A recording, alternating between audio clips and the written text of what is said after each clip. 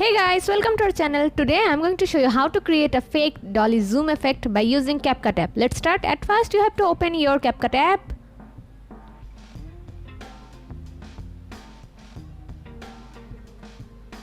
Then tap on new project. Now select the video that you want to add. If you want to create a fake dolly zoom effect, then you have to select a video like this which have one object and the video is focusing on that object. Then select the video and then add a clip speed here. You have to make it fast so that people can find it, that zoom effect is applied on it.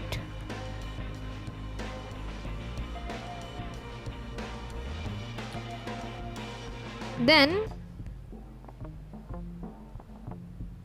let's scroll like this, and in here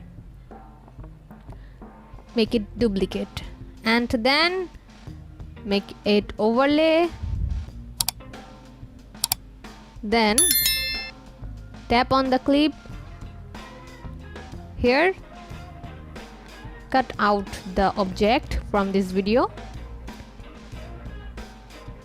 You guys can auto remove the background or you guys can use this brush. In here you have to add the keyframes and then you have to zoom the object. Add a lot of keyframes and continuously zoom the object as the video goes on. Now export this video.